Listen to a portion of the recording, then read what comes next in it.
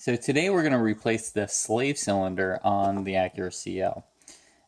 What I discovered is that the clutch was actually engaging really awkwardly. It was very jerky and didn't have a very nice flow to the pedal.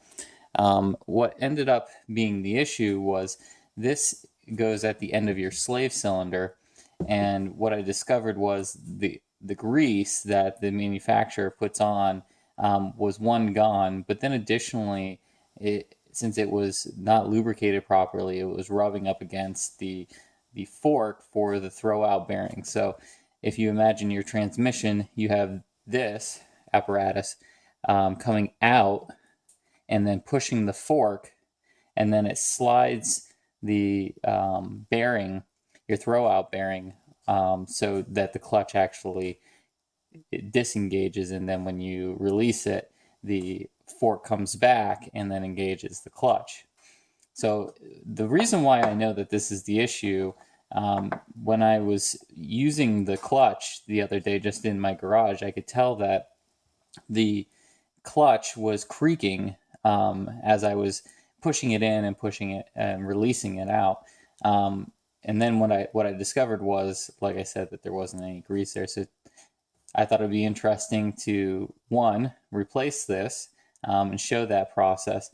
And then two, when we take the old one out, we'll see what it looks like. So I thought it would be interesting to show you what I was actually talking about. So here's, right down here, you can see here is the slave cylinder. And then if you take a look, which is a little bit hard to see, maybe with some light we can see this. There's that rubber boot right off to the right of it, and it's pushing up against that fork that sticks out of the transmission, which is where the throwout bearing attaches to, and it pushes out on the clutch, and then disengages it from the flywheel. So what we're going to do is actually disconnect the hydraulic line right here, and we're also going to disconnect these two bolts, and that's pretty much it. Once it's out, you'll get to see what the condition is. I'll also preference this by saying that I did lubricate it because it was actually so hard to drive that I needed to do something to mitigate this. What I did was just remove the hydraulic line. As you can see down here, that the hydraulic line is disconnected, and it's currently dripping into a kind of a funny setup I have down there, but I'm not sure you can see. I have a pomegranate juice bottle and a funnel, that way to keep my floor clean. But essentially what you want to use is a flare wrench. Similar to this, I found that this setup was actually pretty good for getting the nut undone for the hydraulic fitting.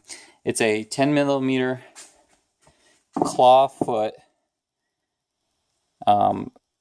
socket adapter, wobble extension with just a regular 3/8 ratchet. I found that it was a little difficult to get in there with just a wrench. And then additionally, you have to use a 17 millimeter spanner to hold on to the part where the fitting actually goes into, because it will rotate freely. So it's that little part. See if I can show you. It's that right there. You have to put the 17 on there and then the 10 on there, and then you can loosen it up. So next I'll remove the slave cylinder itself, and then we can take a look at it together. This is supposed to be lubricated as well, and you can see that there's no lubrication on it whatsoever. So that didn't contribute to, or I mean, that did contribute to the issue as well. It's very interesting though. So there is some scoring on this. It's really hard to see that there is some scoring, but you have to take my word on it. But it's actually got a little bit of a design difference as well. It's got this kind of like nipple on it. It's hard to show in the video. It doesn't want to focus. Yeah, if I hold it out here, you can see a little bit better. But yeah, there's definitely like a raised spot on this one. And I'm not sure if that's from it wearing over the years, that it's just formed that, because it's very oddly shaped, as opposed to the new one, which is perfectly round.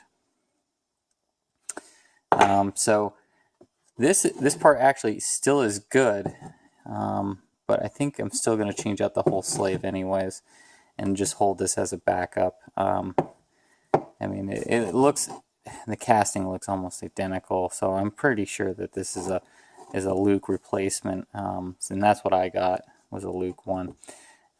So next I'm going to clean up the fork where this part mates into the transmission, and then we'll assemble it, lubricate it, and then put it into the car, and then it'll be bled. So that's next. We've got the plate right here. Hopefully that's showing up on video. It might be a little dark, but this plate right here has been cleaned out of all the grease and remnants from the debris that was remaining in there, making it creak. So hopefully this will resolve the issue altogether. I took some brake cleaner and then squirted it off, and then made sure that all the hydraulic fluid as well was still draining out. So next it's put the assembly together for the slave cylinder and then attach it and reinstall it.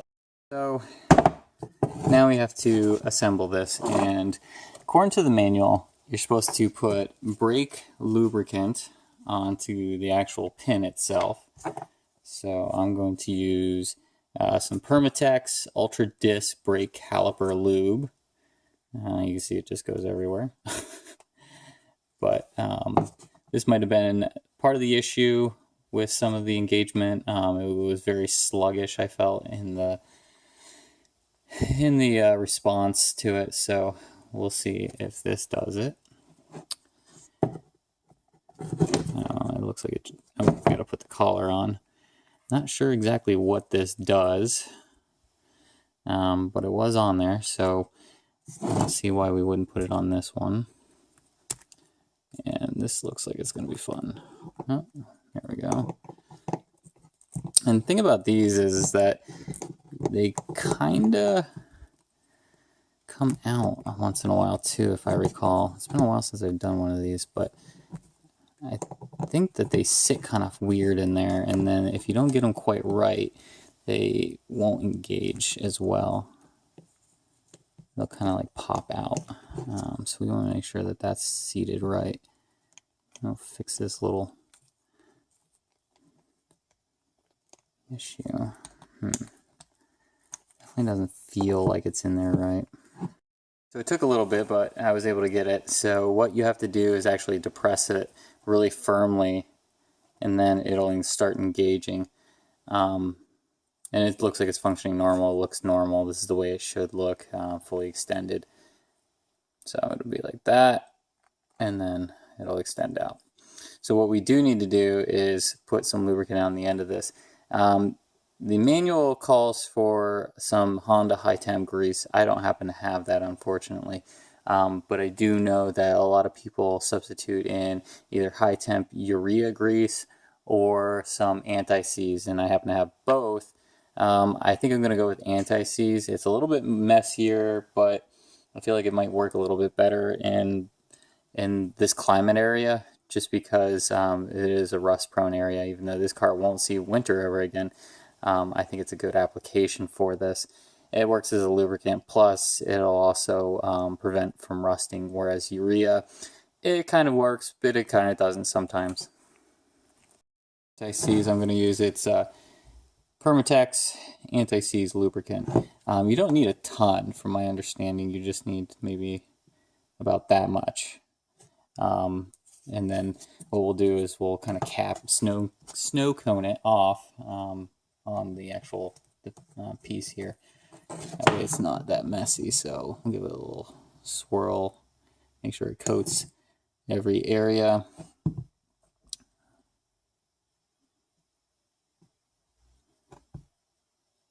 And so something like this should be what we're looking for.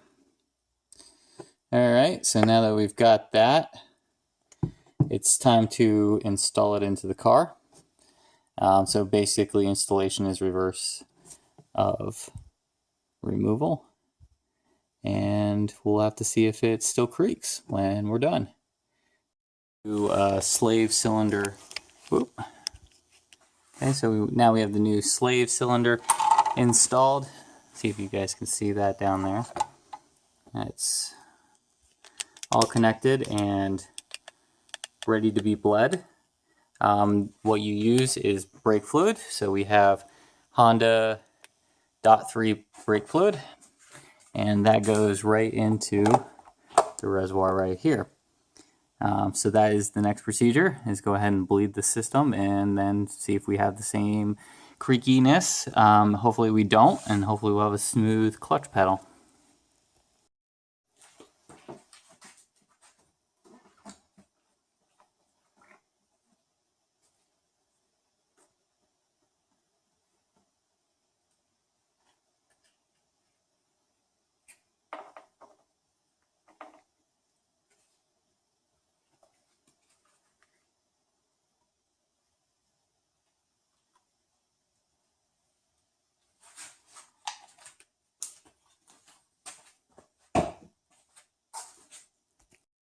Got the new slave cylinder in for the clutch.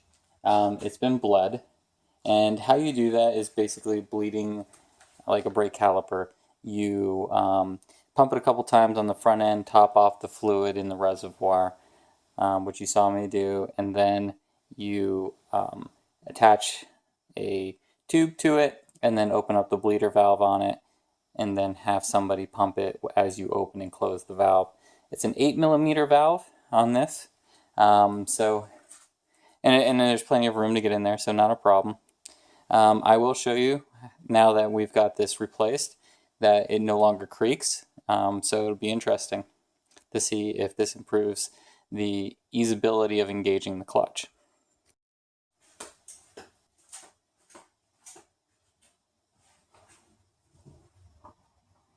You can see that I'm pressing in on the clutch, and there's no door creaking, which is really nice.